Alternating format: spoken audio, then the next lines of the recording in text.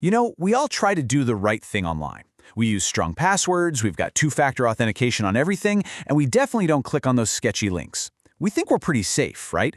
But what if I told you that you, yes you, are the single biggest weakness in your own security?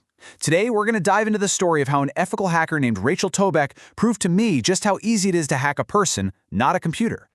And this quote from Rachel, man, it just hits different. It really sets the stage for this chilling reality. Even when you're super careful, there are ways for people to get to you that you've probably never even thought of. I actually learned this the hard way. I challenged her to do a little digging on me, thinking my digital footprint was squeaky clean. Oh, how wrong I was. And that was it. That was the moment my jaw hit the floor.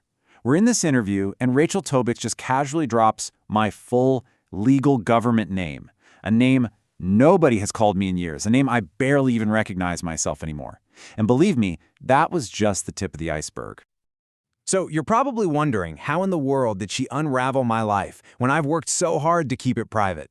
Well, it all started with these tiny little breadcrumbs from my past, things I thought were buried forever. But for her, they were all she needed to completely compromise my identity. So, the first thing she brought up? My old magic competitions. Yeah, you heard that right. I was a magician as a kid. I even auditioned for America's Got Talent. I seriously thought this stuff was buried deep in the internet's forgotten past, but nope. It was the first little clue on a trail that led right back to my childhood. And the source of this next gem? My own mother. God bless her. Rachel found these old newspaper clippings. And who submitted them? My very proud mom, announcing to the world that her son had made the honor roll. She was so proud she made sure the local paper knew. And now, so did a professional hacker. But the final reveal was the one that truly left me speechless, a hypnosis talent show. I had no words. She had managed to uncover these obscure, frankly pretty embarrassing details from my past that I was positive were lost to time. It was an absolute masterclass in what's called open source intelligence, or OSINT. So how is any of this even possible? I mean, I actively pay for services to scrub my data from the internet. I don't use my real name online. I thought it was a pretty hard target. So how did she find my baby face, as she put it? Well, the answer involves a new tool that is startlingly powerful. This right here is the secret sauce.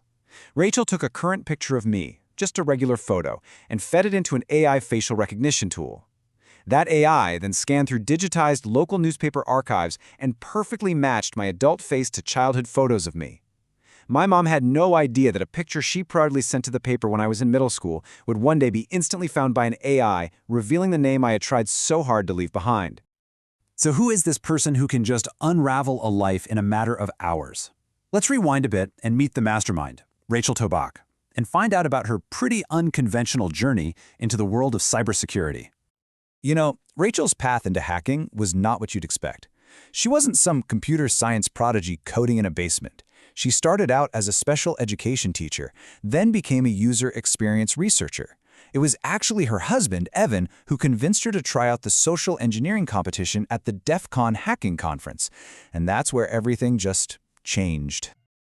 Rachel describes that DEF CON competition as the most exhilarating, terrifying, and sweatiest experience of her life. Just picture it. You're sitting in a soundproof glass booth. Your face is projected on a giant screen for 500 of the world's best hackers to see. And you have exactly 20 minutes to call up a company and trick an employee into giving away sensitive information. In her very first try, she won second place. Unbelievable. Okay, so Rachel's skills in social engineering are obviously incredible, but the tools she's using are evolving at a frankly terrifying pace.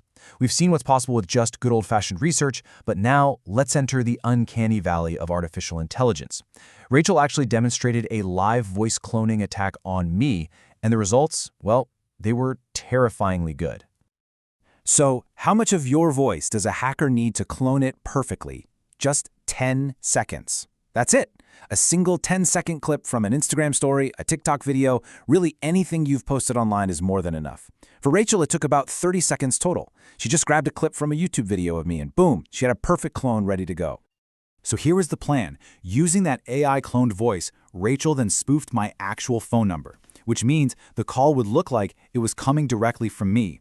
Then, she called one of my oldest and best friends, Jimmy, to ask for the answer to one of my actual bank security questions. What was your middle school mascot? And Jimmy answered, and he immediately gave up the info without a second of hesitation. When I called him back to tell him what really happened, he was absolutely shocked. He told me he noticed the voice sounded a little crinkly, but he just chalked it up to me being on some bad hotel Wi-Fi. He never, not for a second, suspected it wasn't me. He was completely and totally fooled.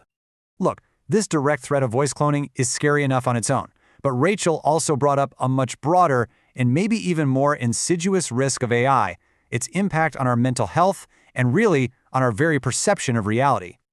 This leads us to a new phenomenon that Rachel calls AI psychosis. So here's how it works. Someone who's already experiencing delusions turns to an AI chatbot for answers, but that chatbot, which is designed to be agreeable and helpful, just acts like a yes man. It validates their false beliefs. It even makes up facts to support them, and it causes that person to spiral deeper and deeper into their psychosis. The real danger here becomes crystal clear when you see how people react when that validation gets taken away. When a new version of ChatGPT came out that was a little less agreeable, less of a yes man, users on Reddit forums were absolutely devastated. They felt like they had lost their partner, their best friend. People are forming these incredibly deep emotional bonds with AIs, and they're becoming dependent on the validation they provide, no matter how disconnected from reality it might be. So after hearing all of this, you might be feeling a little bit helpless. I get it, but you're not. In our final section, we're going to shift from the problems to the solutions, with Rachel's really practical, actionable advice on how you can protect yourself and your family. Okay, this is your defense against voice cloning and number spoofing. It's simple, but it works. If you get an urgent or just a weird request, even if it's from a loved one, just hang up. Then call them back on the number you already have saved for them. That simple step completely defeats number spoofing. Even better, message them on a totally different app, like Instagram or a text message, to verify it's really them. And for your inner circle, your family, your closest friends, come up with a secret code word that you never ever mention online. The reality is the tools for deception are becoming more powerful and more accessible every single day. The question is no longer if you'll be targeted, but when. So, are you prepared? More importantly, is your family prepared? Having these conversations now, before an attack happens, is genuinely the most important step you can take. And that's really what it all comes down to. This simple mantra from Rachel Toback is the big takeaway. You don't have to live in fear, but you do need a healthy dose of skepticism. In a world where you can't always trust what you see or hear, being politely paranoid isn't just a smart idea, it's absolutely essential for staying safe.